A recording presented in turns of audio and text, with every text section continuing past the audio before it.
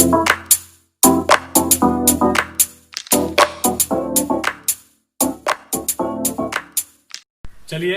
आज फिर से आप लोगों का स्वागत है उपेंद्र कोचिंग ऑनलाइन के मंच पर।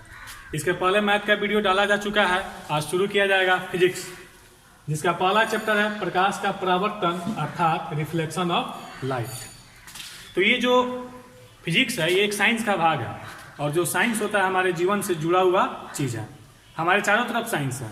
उसी का एक अध्याय है प्रकाश का परावर्तन। इसका भी बड़ा ही महत्वपूर्ण रोल है हमारे जीवन में।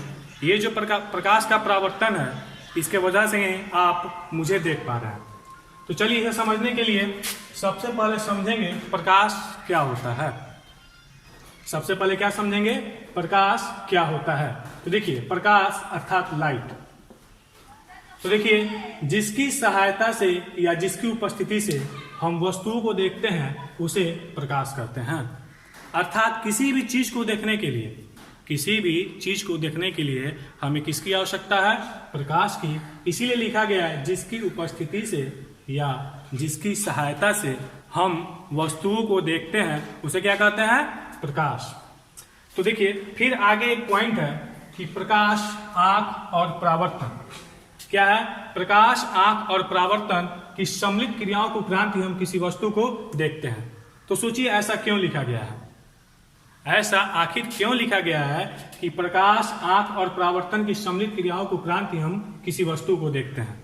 क्योंकि ऐसा इसलिए लिखा गया है क्योंकि जो देखने की प्रक्रिया है वह केवल आंख से या केवल प्रकाश से या केवल परावर्तन से संभव नहीं है।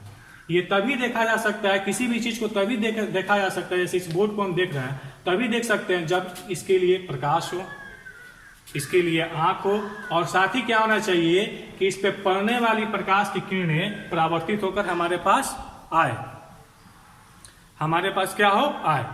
तो देखिए, यहाँ पे तो हम प्रकाश के बारे में पढ़ चुके हैं कि प्रकाश क्या है।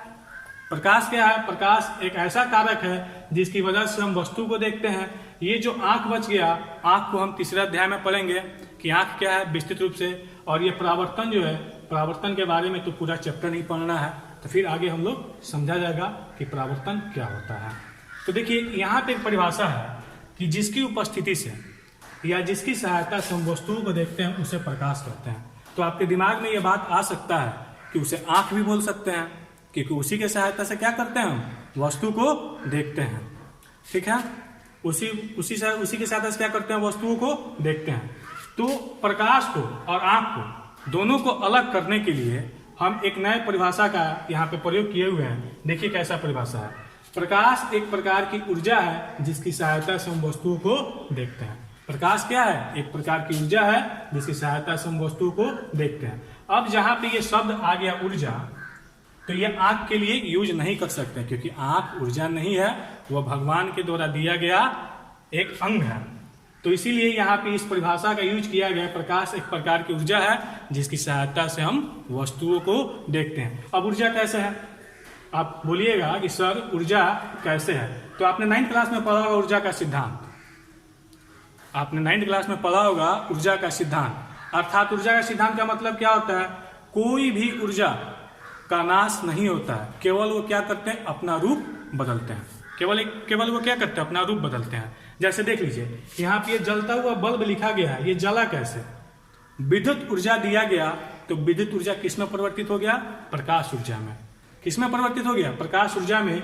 इसीलिए कहा गया प्रकाश एक प्रकार की ऊर्जा है और जिसकी सहायता से हम वस्तुओं को देखते हैं। चलिए, यहाँ तक समझ लिए कि प्रकाश क्या है। प्रकाश वह कारक है या प्रकाश एक प्रकार की ऊर्जा है जिसकी सहायता से हम वस्तुओं को देखते हैं। चलिए, अब आते हैं हम लोग यहाँ पर प्रकाश के स्रोत पर, अर्थात क्या, सोर्स ऑफ लाइट। अब देखिए, स्रोत कहने का मतलब क्या होता है। स्रोत के बारे में हम यह कह सकते हैं किसी भी चीज का उत्पादन करने वाला या किसी चीज को देने वाले को क्या कहते हैं, स्रोत कहते हैं। जैसे बात किया जाए जल का स्रोत, तो उससे क्या आप कहेंगे कि उससे जल प्राप्त होता है। उसी तरह यहाँ पे शब्द का यूज किया गया प्रकाश के स्रोत, अर्थात वैसे वस्तु जिनसे प्रकाश की हमें प्राप्ति हो, जिनसे हमें प्रकाश मिले, उसे क्या कहते हैं, प्रकाश के स्रोत, अर्थात सोर्स ऑफ लाइट। यहाँ पे इसका परिभाषा लिखा गया है, जिस वस्तु से प्रकाश निकलता है उसे प्रकाश स्रोत कहते हैं। उसे क्या कहते हैं? प्रकाश स्रोत। अर्थात जो प्रकाश देगा उसे क्या बोलेंगे? प्रकाश स्रोत बोलेंगे। और ये कितने प्रकार के होते हैं? 2 प्रकार के होते हैं। देखिए, एक होता है मानव निर्मित, मैन मेड, और एक होता है प्राकृतिक अर्थात नेचुरल। आप समझ रहे हैं? मानव निर्मित नाम से स्पष्ट है, वैसा स्रोत जो किसके द्वारा निर्मित किया गया हो, अर्थात किसके द्वारा बनाया गया हो? मानव के द्वारा। उसे क्या कहेंगे? मानव निर्मित। जैसे जलता हुआ बल्ब, बल्ब का आविष्कार किसने किया? एडिसन ने किया, जो क्या थे? एक मानव थे। तो इसीलिए इसको कहाँ रखा गया है? मानव निर्मित में। उसी तरह मोमबत्ती, मोमबत्ती भी क्या करता है? प्रकाश देता है। तो इसीलिए इसको किस में रखा गया? मानव निर्मित में। वहीं आते हैं प्राकृतिक स्रोत। तो प्राकृतिक स्रोत किसे कहेंगे? नाम से स्पष्ट है, वैसे स्रोत जिनकी उत्पत्ति प्रकृति के द्वारा हुई हो या जो प्रकृति के देन हो, उन्हें क्या कहेंगे? प्राकृतिक स्रोत कहेंगे। तो ये देखिए, ये क्या क्या होते हैं? सूर्य और तारा। सूर्य को किसी इंसान ने नहीं बनाया है और ना ही तारे को किसी इंसान ने बनाया है। ये दोनों क्या है? प्रकृति प्रदत्त है। इसीलिए इसे क्या कहेंगे? प्रकाश के प्राकृतिक स्रोत। चलिए, आपको यहाँ पे एक होमवर्क दिया जा रहा है कि आपको बताना है कि और कौन कौन से प्राकृतिक स्रोत हैं, और कौन कौन से प्राकृतिक स्रोत है। क्या ऐसा कोई जानवर भी है जो क्या करता है? प्रकाश को उत्पादित करता है। आपका आंसर आप क्या कीजिएगा? कमेंट बॉक्स में डाल दीजिएगा। जिनका आंसर पहले डाला जाएगा उनका कल अगले वीडियो में नाम लिया जाएगा, और जिनका ज्यादा होगा उनका भी नाम लिया जाएगा। ठीक है, समझ गया क्वेश्चन क्या है? आपको बताना है कि प्राकृतिक स्रोत और कौन कौन से हो सकते हैं, या कोई जानवर भी है जो क्या करता है? प्रकाश का प्राकृतिक स्रोत है, प्रकाश की उत्पत्ति करता है। चलिए आगे आते हैं। ऊर्जा का सिद्धांत तो हम पढ़ चुके हैं। अब आइए, प्रकाश उत्सर्जन करने के आधार पर। यहाँ देखिए लिखा गया है, प्रकाश उत्सर्जन करने के आधार पर, यानी प्रकाश का उत्पादन, प्रकाश देने के आधार पर वस्तुएं कितने प्रकार की होती हैं? तो 2 प्रकार की, एक प्रदीप्त और एक अप्रदीप्त। प्रदीप्त अर्थात लुमिनस, अप्रदीप्त अर्थात नॉन लुमिनस। देखिए यहाँ पे ध्यान से देखिएगा शब्द को, यहाँ पे अ जुड़ा हुआ है, और ये जो अ होता है, ये नकारात्मक सेंस में यूज किया जाता है। ये कहाँ पे यूज किया जाता है? नकारात्मक सेंस में। जहाँ पे नकारात्मक विचार आता है वहां पे अ लगाया जाता है। तो प्रदीप्त उसे कहेंगे जो क्या करता हो? प्रकाश की उत्पत्ति करता हो, प्रकाश का उत्पादन करता हो, प्रकाश देता हो, उसे क्या कहेंगे? प्रदीप्त। लुमिनस, तो यहाँ पे अ लगा हुआ प्रदीप्त के आगे, तो इसका क्या हो जाएगा? उल्टा हो जाएगा। अर्थात जो प्रकाश नहीं देता हो उसे क्या कहेंगे? अप्रदीप्त कहेंगे। अब देखिए, प्रदीप्त का उदाहरण हो जाएगा सूर्य, प्रकाश देता है। जलता हुआ बल्ब, ये भी प्रकाश देता है। वहीं जब हम अप्रदीप्त पे आते हैं तो हो जाएगा टेबल और कुर्सी। क्या ये प्रकाश देते हैं? नहीं देते हैं। इसीलिए इन्हें कहाँ रखेंगे? अप्रदीप्त के श्रेणी में, और जो प्रकाश देता है उसे कहाँ रखेंगे? प्रदीप्त के श्रेणी में।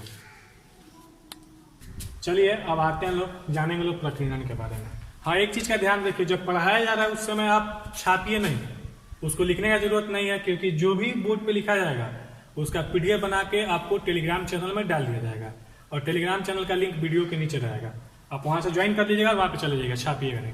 चलिए अब आगे बढ़ते हैं, हम लोग जानेंगे प्रकीर्णन क्या है, स्कैटरिंग ऑफ लाइट क्या होता है। देखिए, प्रकाश का जो स्रोत है क्या है? सूर्य है।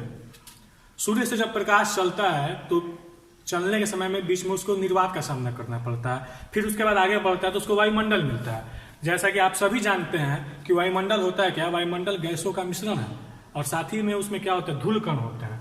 तो ये जैसे मान लीजिए हमारा वायुमंडल है, ये प्रकाश चला ऐसे, ये मान लीजिए क्या है? हमारा वायुमंडल है। तो इसमें क्या है कि धूल कण उपस्थित होते हैं, धूल कण, मिट्टी का कण। और आप जानते हैं कि जो प्रकाश होता है, आगे पढ़ेंगे पारगम्यता के आधार पर, प्रकाश अपारदर्शी चीजों को पार नहीं कर पाता है, वही अपारदर्शी चीज है धूल कण। तो ऐसे क्या होता है, जैसे मान लीजिए यहाँ पे ये धूल कण मिल गया प्रकाश को, ये प्रकाश की किरण आ रही है, तो जब आएगी तो इसको पार नहीं करेगा। तो ऐसी स्थिति में क्या होगा कि इस धूल कण के द्वारा प्रकाश के कुछ ऊष्मा को अवशोषित कर दिया जाएगा, और बाकी को क्या किया जाता है? विकृत कर दिया जाता है, दूसरे दिशाओं में इसे छितार दिया जाता है और भेज दिया जाता है। वहीं आपको लिखा गया, प्रकाश जब सूक्ष्म कणों पर पड़ता है, कहाँ के सूक्ष्म कण? तो वायुमंडल के। वायुमंडल के सूक्ष्म कणों पर पड़ता है तो वे कण उन पर पड़ने वाले प्रकाश की कुछ ऊर्जा को अवशोषित कर लेते हैं। कुछ ऊर्जा को क्या कर लेते हैं? अवशोषित कर लेते हैं। फिर उसे चारों दिशा में ऐसे क्या करते हैं? विकृत कर देते हैं। इसी विकृत करने की प्रक्रिया को प्रकीर्णन कहते हैं, अर्थात स्कैटरिंग ऑफ लाइट। तो देखिए इसका क्या महत्व है?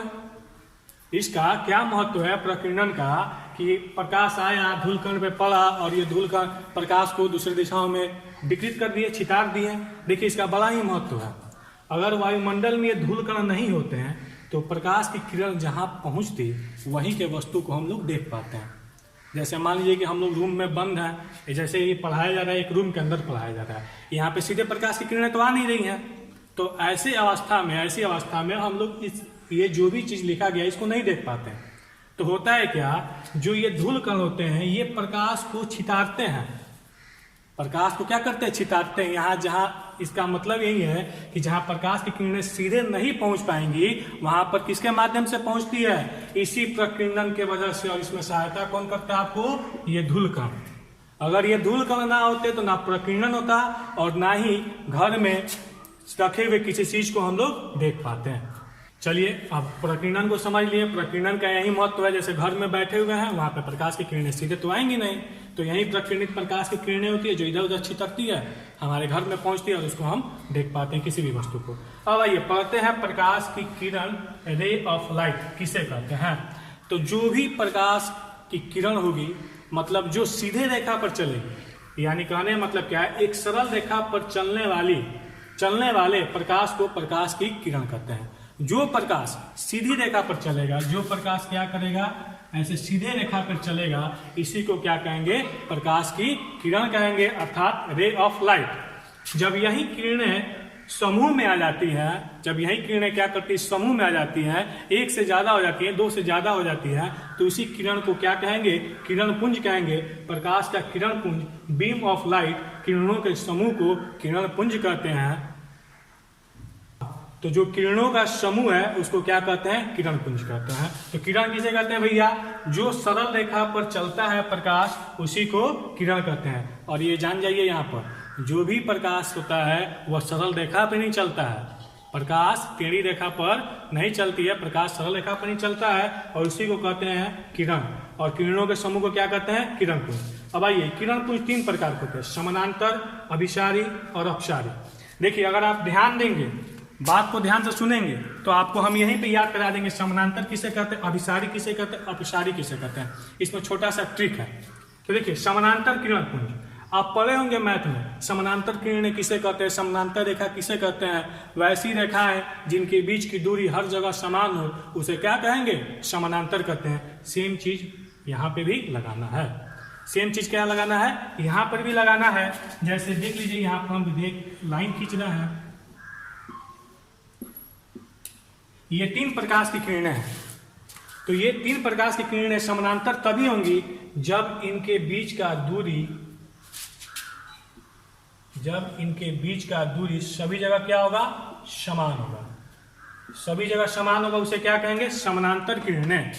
सभी जगह समान होगा उसे क्या कहेंगे? समानांतर किरणें। अर्थात वैसी किरणों का समूह जो क्या हो? एक दूसरे के समानांतर हो, यानी दो रेखाओं के बीच का दूरी सभी जगह समान हो, उसे कहते हैं समानांतर किरण पुंज। अब दूसरा अभिसारी। अभिसारी में एक शब्द है अभी। अभी जो है निकट सूचक शब्द है, निकटता को दर्शाता है। जैसे कि अभी अभी वो आया, क्या बोलते हैं? अभी अभी आया, यानी निकट है। तो यहाँ पे देखिएगा, ध्यान दीजिएगा, ये किरण पुंज किरणों का समूह है। एक चीज समझ लिए, तो अभिसारी किरण पुंज किसे कहेंगे? वैसी किरणें जो क्या हो, वैसी किरणें क्या हो जो एक दूसरे के नजदीक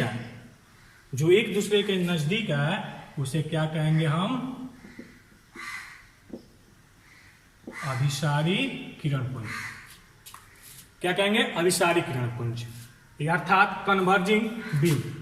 वैसे किरणों का समूह जो एक दूसरे के पास आते जाते हैं और एक बिंदु पर मिल जाते हैं, उसे ही कहते हैं अभिसारी किरण पुंज।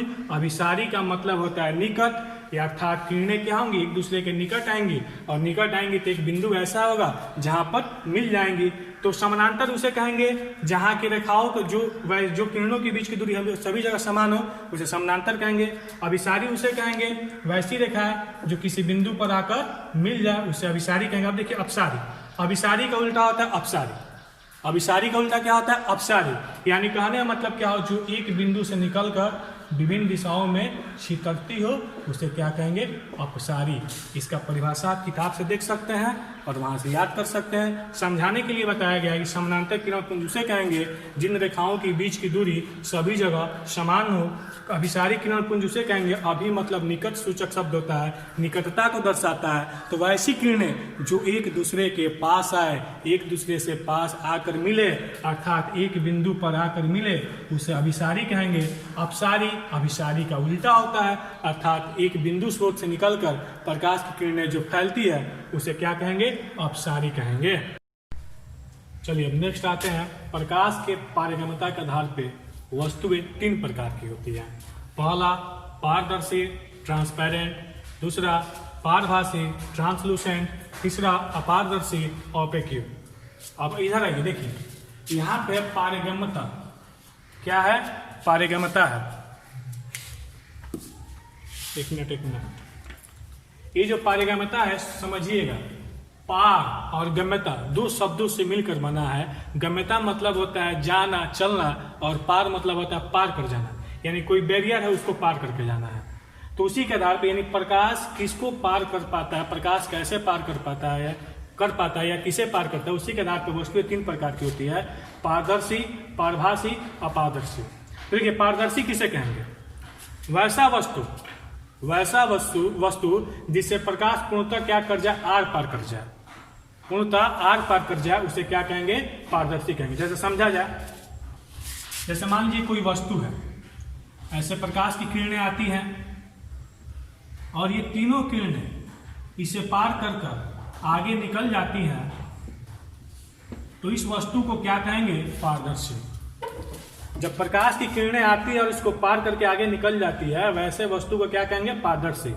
जैसे कांच और जल से भी प्रकाश की किरणें पार कर जाती है और कांच से भी प्रकाश की किरणें पार कर जाती है।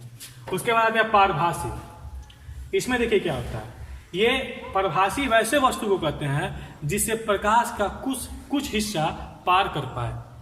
कुछ हिस्सा करने का मतलब ये है कि पूर्णतः प्रकाश पार न कर पाए, कुछ हिस्सा पार कर पाए, उसे क्या कहते हैं, पारभासी कहते हैं। जैसे तेल लगा हुआ कागज, त्वचा या घिसा हुआ कांच। देखिए इसको हम ऐसे समझेंगे, जैसे मान लीजिए ये कोई पारभासी वस्तु है, तो ऐसे इस पे सूर्य की किरणें आती हैं, तो ये तीन किरणें आई, तो इसमें क्या होगा, तीनों का तीनों पार नहीं कर पाएगा, केवल एक या दो पार करेगा। यानी प्रकाश का आंशिक पारगम्यता जिस वस्तु से होता है, आंशिक कहने का मतलब कम, उसे ही कहते हैं पारभासी अर्थात ट्रांसलूसेंट। जैसे तेल लगा हुआ कागज में जब तेल लगा दीजिएगा ऐसे देखिएगा तो आर पार की वस्तु भी दिखाई देती है। त्वचा, अब त्वचा को कैसे कहेंगे पारभासी, तो देखिएगा टर्च जला लीजिएगा, उसको ऐसे हाथ के नीचे रखिएगा तो देखिएगा कि प्रकाश इधर आपको ऊपर दिखाई दे रहा है, पूर्णतः प्रकाश नहीं दिखेगा, थोड़ा थोड़ा प्रकाश दिखता है, रेड कलर का दिखता है, अर्थात त्वचा भी क्या है, पारभासी है। आपको बताना है कमेंट में कि और कौन कौन सी ऐसी वस्तुएं हैं जो क्या होती हैं, पारभासी होती हैं, याद से कमेंट कीजिएगा। आइए तीसरा, ये अपारदर्शी। यहाँ नाम से स्पष्ट है, अपारदर्शी।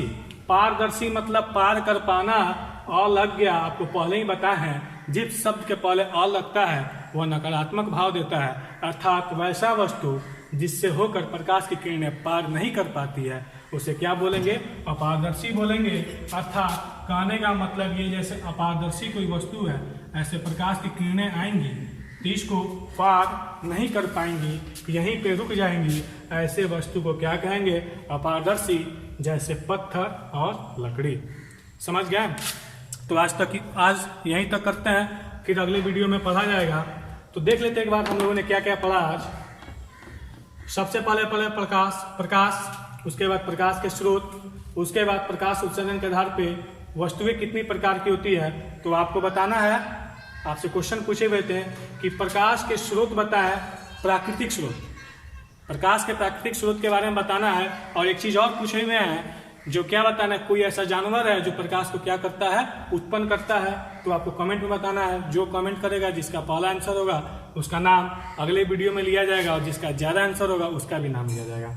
उसके बाद हम लोग पढ़े प्रकीर्णन, फिर पढ़े किरण, उसके बाद पढ़े किरण पुंज। तो देखिए क्या कीजिएगा, आप लोग इतना चीज़ों को भारती भवन की किताब से पढ़िएगा, रीडिंग डालिएगा। जहाँ तक हुआ है, जहाँ तक आप नहीं समझ पाते हैं उसको, उसके क्वेश्चन को लेकर हमने समझाया है। अगर उसके बाद भी कोई क्वेश्चन रह जाता है तो आप कमेंट बॉक्स में पूछ लीजिएगा। चलिए, अगर आपको वीडियो अच्छा लगा तो इसे शेयर कीजिएगा, लाइक कीजिएगा और चैनल को सब्सक्राइब कीजिएगा। धन्यवाद।